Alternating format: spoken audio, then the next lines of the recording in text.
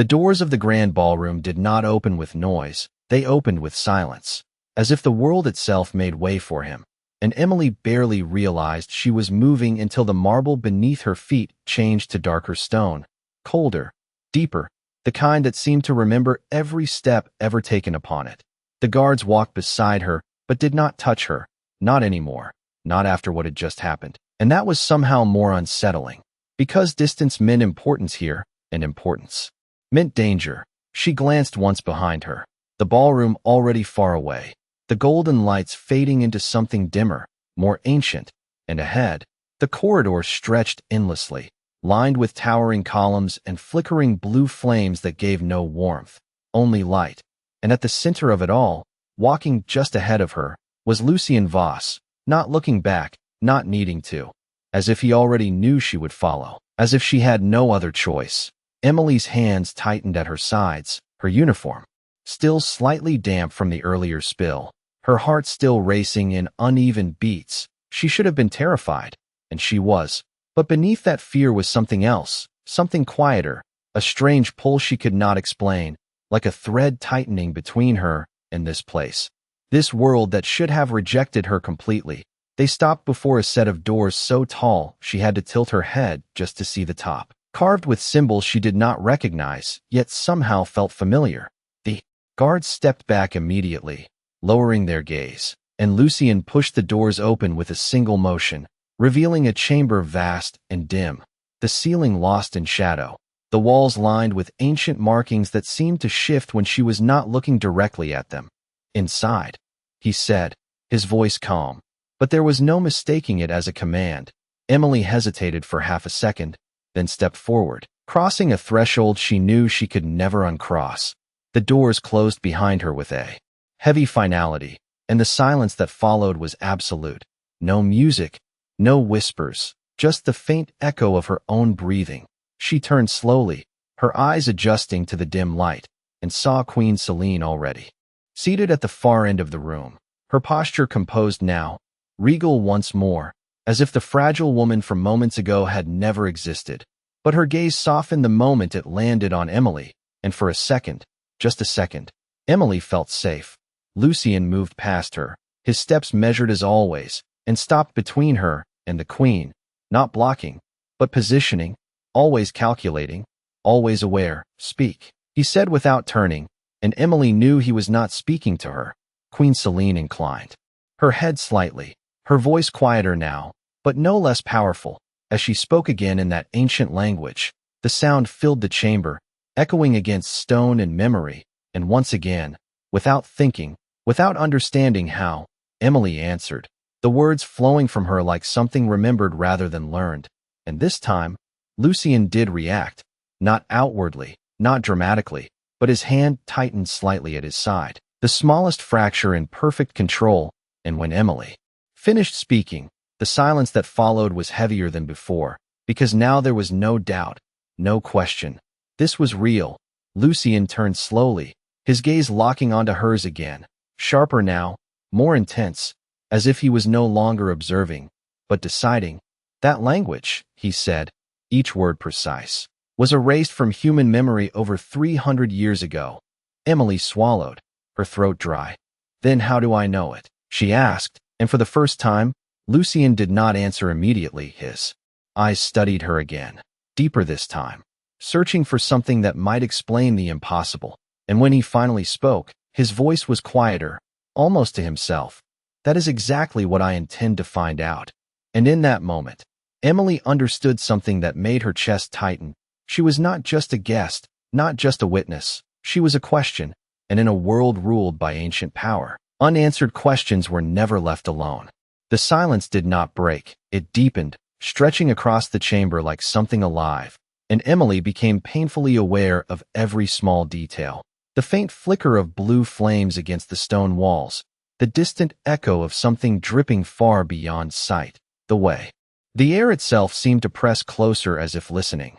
Lucien did not move for several seconds, and that stillness felt heavier than any action, because it meant he was thinking, calculating, placing her somewhere inside a world she did not understand. And then finally, he stepped closer again, not rushed, never rushed, until there was barely a few feet between them. "Hold out your hand," he said, his tone even, controlled, but impossible to refuse. Emily hesitated only a moment before slowly raising her hand, her fingers slightly trembling despite her effort to steady them. She did not know what he expected to find, and that uncertainty made her chest tighten. Lucien did not touch her immediately. His gaze dropped to her hand, as if studying something invisible, something beneath the surface, and for a brief second, Emily felt exposed in a way she could not explain, like every hidden piece of her was being read without permission. Then, carefully, he reached forward and took her hand. His touch was cold, not painfully so, but unmistakably different from anything human. And the moment their skin met, the air shifted, subtle but undeniable. The flames along the walls flickered in unison, and a faint pulse moved through the room like a heartbeat echoing from stone itself. Emily inhaled sharply, her instinct telling her to pull away, but she did not, could not, because something else held her there. Something deeper than fear. Lucien's expression did not change, but his grip tightened just slightly, not enough to hurt, only enough to confirm that he felt it too.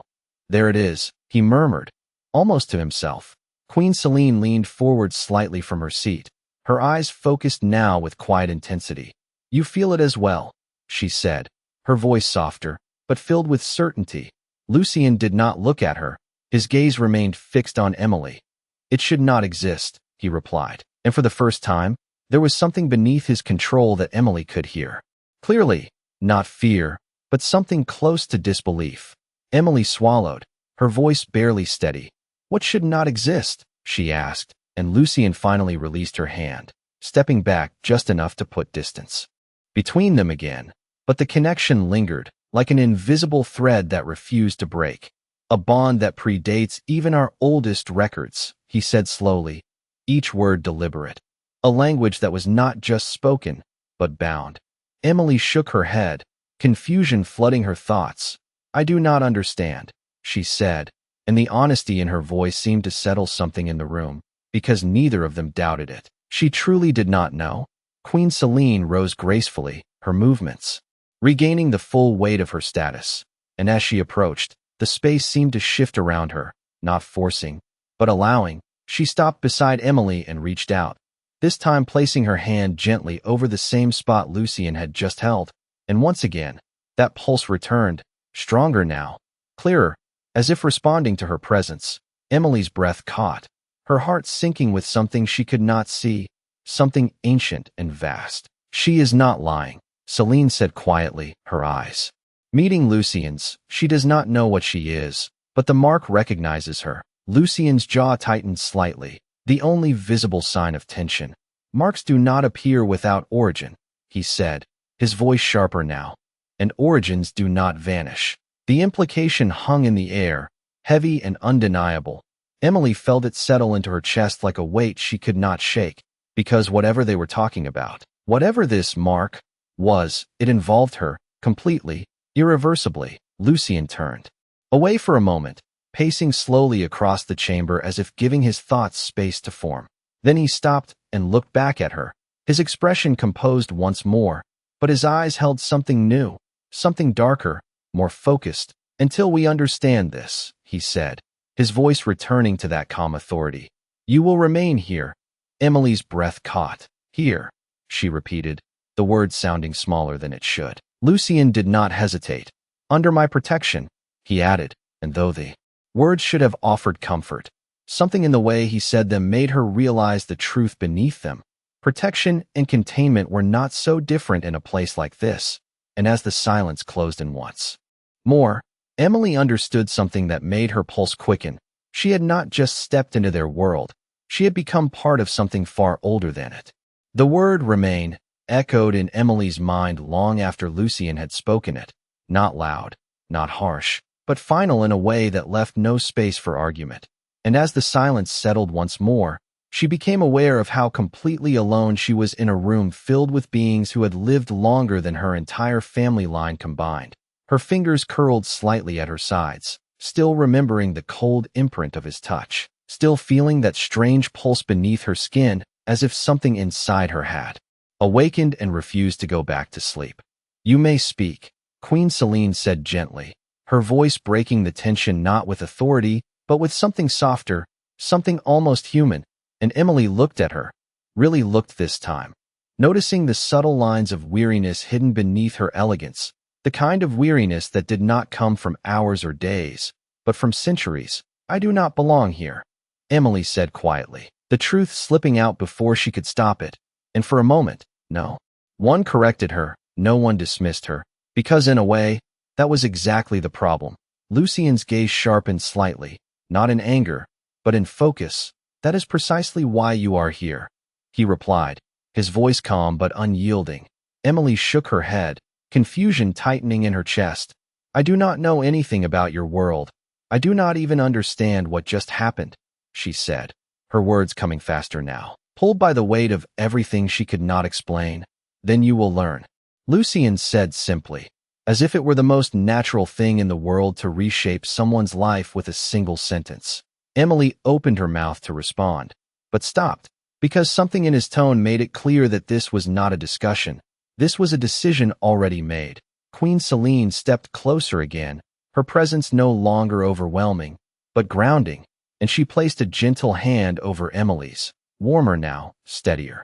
Child, she said softly, and the word carried no insult, no condescension, only quiet reassurance. There are things in this world that do not choose where they begin, only where they lead. Emily frowned slightly, trying to understand. I did not choose any of this, she said, almost under her breath. Selene's expression softened further. No, she agreed, but it has chosen you. The words settled heavily, not dramatic, not loud, but impossible to ignore. Lucien turned slightly, his attention shifting toward the far end of the chamber where the ancient markings seemed to glow faintly against the stone. Prepare a room, he said to no one in particular. Yet immediately, the doors behind them opened without a sound, and a figure stepped inside, dressed in dark formal attire, head bowed, awaiting instruction. Emily barely noticed them, her thoughts still tangled in what had been said. A room, she repeated quietly, as if saying it might make it less real. Lucien glanced back at her, his expression unreadable. You will be given everything you need, he said, and though the words sounded generous, they carried an undertone she could not ignore. Everything you need, not everything you want, not everything you choose. Emily exhaled slowly, trying to steady herself, trying to hold on to something familiar in a place that felt entirely foreign. And if I refuse, she asked, the question slipping out before she could measure it.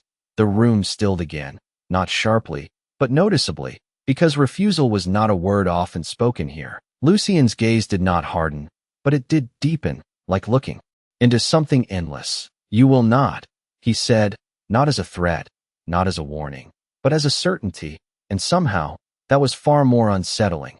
Emily looked down at her hands, at the faint tremor she could not fully control, and realized something that made her chest tighten. It was not just that she could not leave, it was that some part of her no longer wanted to, not out of comfort, not out of trust, but because something inside her was pulling her deeper, urging her to stay, to understand, to uncover whatever truth lay hidden beneath all of this. And as she lifted her gaze again, meeting Lucien's eyes once more, she understood the unspoken truth between them. He was not the only one searching for answers anymore. She was too, whether she wanted to be or not. Emily did not remember walking out of the chamber, only that the doors opened again without sound, and the quiet figure in dark attire guided her forward with a respectful distance that felt more like caution than courtesy. The corridors beyond seemed even longer now, stretching into shadow with walls that carried faint engravings. She could almost understand if she stared too long, and that frightened her more than anything else, because nothing here should feel familiar. Nothing here should feel like it belonged to her, yet it did, in fragments, in flashes, like a memory she had never lived. This way, the attendant said softly, their voice careful, measured, and Emily followed without question, not because she trusted them, but because she did not yet know how to refuse. The sound of her own footsteps echoed gently against the stone, steady but uncertain, and for a moment, she thought about her old life, the cramped apartment, the late shifts, the quiet exhaustion that had once felt like the hardest thing she would ever face. And now it seemed impossibly distant, like something that belonged to someone else. They stopped before a smaller door, still grand by any normal standard, but almost modest compared to everything she had seen so far. The attendant opened it and stepped aside, allowing her to enter first, and Emily hesitated for just a second before crossing the threshold. The room inside was warm, or at least warmer than the rest of the castle, lit by soft, golden light instead of cold blue flame. The furniture was elegant but not overwhelming. A bed, a seating area, a tall window draped in heavy fabric that concealed whatever lay beyond. It was not a prison, but it was not freedom either. If you require anything, you need only ask, the attendant said. Remaining near the door, Emily turned slowly, her arms crossing instinctively as if to hold herself together. "Am I allowed to leave?" she asked quietly, and the question lingered in the air. Longer than expected, the attendant did not answer immediately, and that silence told her everything she needed to know. "You are under the king's protection," they finally said, carefully choosing each word. And again, that same phrase, protection, wrapped around something much more complex. Emily gave a small nod, not because she accepted it, but because she understood it would not change. The attendant bowed slightly before stepping out, the door closing behind them with a soft but final sound. And just like that, she was alone. Truly alone for the first time since everything had begun. The quiet pressed in gently, not suffocating, but present, and Emily moved slowly into the room, her fingers brushing against the surface of a table, the fabric of the chair, grounding herself in something real, something solid. She stopped in front of the window, hesitating before pulling the heavy curtain aside just enough to see beyond it. The view stole her breath. The city below stretched out in silence, lights scattered like distant stars, but there was something different about it, something still, as if the world beyond these walls moved at a slower pace, unaware of what existed above it. Emily let the curtain fall back into place, her reflection briefly catching in the glass. Pale, uncertain, changed, she stepped back, her mind replaying everything that had happened, the Queen's voice, the language she should not know, the look in Lucien's eyes when he realized it was real. And then, without warning, the room shifted again, not physically, but perceptibly, like a subtle ripple through the air.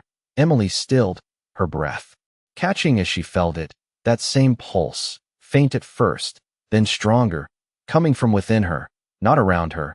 Her hand moved instinctively to her chest, her fingers pressing lightly as if she could stop it, control it, but it did not stop. It grew, steady and rhythmic, and with it came something else, images, not clear, not complete, but flashes of something ancient, a corridor like the one she had just walked, voices speaking that same impossible language, a presence standing beside her that felt both distant and familiar. Emily shook her head slightly, trying to push it away, but the feeling lingered, settling deep beneath her thoughts. And in that quiet room, far from the eyes of the court, she realized something that made her pulse quicken again. This was not just happening to her, it was waking up inside her, and whatever it was, it had been waiting for a very long time. Emily barely slept, not because the room was uncomfortable, but because her mind refused to quiet. Every time she closed her eyes, the same flashes returned, fragments of a place she had never been yet somehow recognized. Voices speaking in that ancient language, not distant anymore, but closer, clearer, as if they were trying to reach her from somewhere just beyond memory. She sat up slowly, her breath uneven, the faint golden light of the room unchanged, as if time itself moved differently. Here, she swung her feet to the floor, grounding herself in the solid feel of it, whispering softly to herself, "This is not real." But the words felt weak, because everything about this place was too vivid, too precise to be imagined. The pulse inside her chest had not faded either. It lingered, softer now, but steady, like a quiet reminder that whatever had started was not finished. She stood and moved toward the window again, pulling the curtain aside more this time. The view still stretched endlessly, the city below quiet and distant. But now she noticed something she had not before, the faint outline of towers rising beyond the visible skyline, structures that did not belong to the human world, hidden in shadow yet undeniably there. Emily's breath caught. "So this is where you keep yourselves," she murmured, the realization settling in. This was not just a castle, it was a boundary, a place that existed between worlds, and she was standing inside it. The door behind her opened, without warning, and she turned quickly, her heart jumping as the same attendants stepped inside, their expression calm but attentive. "The king requests your presence," they said, and the words sent a quiet tension through her chest. She nodded slowly, not trusting her voice to remain steady, and followed once more. The corridors felt less foreign now, which somehow made them more unsettling, as if she was beginning to fit into a place she should not belong. They walked in silence until they reached a different chamber, smaller than the last, but no less imposing. And this time, when the doors opened, Lucien was already inside, standing near a long table covered in old texts and objects she could not fully identify. He did not look up immediately. His attention focused on something in his hand, a small, dark object that seemed to absorb the light around it. "Close the door," he said, and the attendant obeyed instantly. Leaving them alone, Emily stepped forward slowly, her eyes moving across the room, taking in the details, the symbols carved into the walls, the faint glow beneath them, the sense that everything here held meaning she could not yet understand. "You felt it," Lucien said suddenly, not a question, but a statement, and she stilled, her hands tightening slightly. "Yes," she admitted, her voice quieter than she intended. Lucien finally looked up, his gaze sharper than before, more focused, as if the uncertainty from earlier had shifted into something more deliberate. "Describe it," he said, and Emily hesitated, searching for the right words. "It was not just a feeling," she began slowly. "It was like something was waking up, like it recognized something here." She gestured slightly, unsure how to explain something she barely understood herself. Lucien watched her carefully, every word weighed, every reaction measured. "And what did you see?" he asked, Emily's brow furrowed as the images returned, clearer now that she tried to recall them. "A corridor," she said, "stone, like this place, but older, and voices speaking that language, not to me, but around me." She paused, her breath catching slightly. "And someone was there." Lucien's gaze sharpened further. "Who?" he asked, the single word carrying more weight than any question before it. Emily shook her head slowly. "I do not know," she said. "I could not see their face, but it felt," she hesitated, the word forming slowly, "familiar." The room fell silent again, but this silence was different, heavier, more focused, because now there was something to follow, something to uncover. Lucien turned slightly, placing the dark object on the table, and for the first time, Emily noticed the faint symbol etched into its surface, the same pattern she had seen forming earlier, the same one she could almost feel beneath her skin. "Then we are no longer searching blindly," he said, his voice calm but certain, and as he looked back at her, there was no hesitation left in his expression, only purpose. "We are remembering."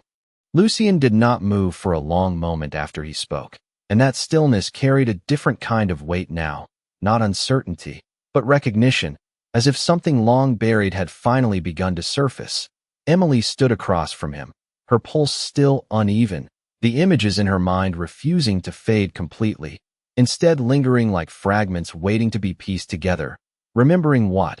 she asked quietly, her voice steady but cautious, and Lucien's gaze shifted slightly, not away from her, but inward, as if searching through something older than memory itself. "A time before this court," he said slowly, his voice lower now, more deliberate, "before the divisions between our kind and yours were absolute." Emily frowned slightly, the idea itself sounding impossible. Everything she had seen, everything she had been told without words, suggested separation, distance, a line that was never meant to be crossed. "That does not make sense," she said, and the honesty in her tone did not offend him. If anything, it seemed to sharpen his focus further. "It was not meant to," he replied, stepping closer to the table, his fingers brushing lightly over the ancient texts laid before him. "History is not always preserved," he continued. "Sometimes it is corrected." The words settled heavily, and Emily felt a quiet shift in the room, as if even the walls recognized the truth behind it. Her eyes moved to the object he had placed down earlier, the dark surface, the faint symbol etched into it, and without fully thinking, she stepped closer, drawn to it in a way she could not explain. Lucien noticed immediately, but did not stop her. He only watched, his attention sharp, controlled, as Emily reached out slowly, her fingers hovering just above the object before finally making contact. The moment her skin brushed against it, the world tilted, not physically, but internally, like something inside her had aligned with something outside her. Her breath caught sharply as the pulse returned, stronger now, clearer, and the images followed, no longer fragmented, but forming a corridor, yes, but wider, filled with figures dressed not in modern elegance, but in something older, more ceremonial, their voices speaking in that same ancient language, not distant now, but clear, resonating through her mind as if she stood among them. And at the center of it all, a figure turned, not fully, just enough for her to feel their presence, their attention. And this time, the familiarity was undeniable, not from memory, but from something deeper, something that recognized them without needing to see their face. Emily gasped softly, her hand pulling back instinctively as the vision broke, the room snapping back into place around her, her breath uneven, her heart racing in sharp, quick beats. Lucien stepped forward immediately, not touching her, but close enough to catch any sign of collapse, his eyes searching hers with intense focus. "What did you see?" he asked, and there was no hesitation in his voice now, only urgency. Emily blinked, trying to steady herself, trying to hold on to what she had just experienced before it faded completely. "They were not afraid," she said slowly, her voice trembling slightly. "They were not divided.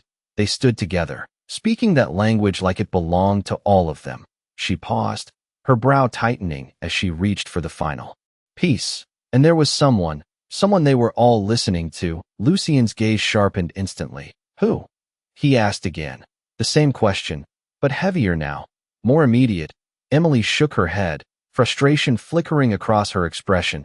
"I still cannot see their face," she said, her voice softer now, but it felt like they were waiting. The word lingered, and for the first time, Lucien's control slipped, not in action, but in thought, a realization forming behind his eyes that he had not yet spoken aloud. He turned slightly, his hand resting against the edge of the table as if grounding himself in something real. "If what you saw is true," he said slowly, "then what was erased was not just language." Emily felt her chest tighten at the implication, because she understood it now, not completely, but enough. This was not about learning something new. It was about uncovering something that had been deliberately hidden, something that connected her to a past she had never known existed. Lucien looked back at her, his gaze steady, resolved. "And if that is the case," he continued, his voice calm but filled with quiet certainty, "then you are not here by accident." Emily's breath caught again, the weight of that truth settling fully for the first time, because accidents did not feel like this. They did not pull at your thoughts. They did not awaken something buried deep within your very being. And as the silence returned once more, it was no longer empty. It was full of something else entirely, something waiting to be revealed. The realization did not explode. It settled, slow and heavy, like something ancient finally finding its place again. And Emily felt it in the way the air shifted, in the way her own thoughts seemed to quiet as if listening to something deeper than fear. Lucien stood across from her, still as stone, yet more focused than ever before, and for the first time since she had entered this world, the distance between them felt different, not smaller, but more defined, as if they were standing on opposite sides of the same truth. "If I am not here by accident," Emily said slowly, her voice steadier now despite the weight pressing against her chest, "then what am I here for?" The question did not echo, but it carried, settling into the space between them. Lucien did not answer immediately, and that pause meant more than any rushed response could, because it meant he was choosing his words carefully, measuring not just what to say, but what to reveal. He stepped closer to the table once more, his fingers resting lightly against the edge as his gaze shifted briefly to the ancient object before returning to her.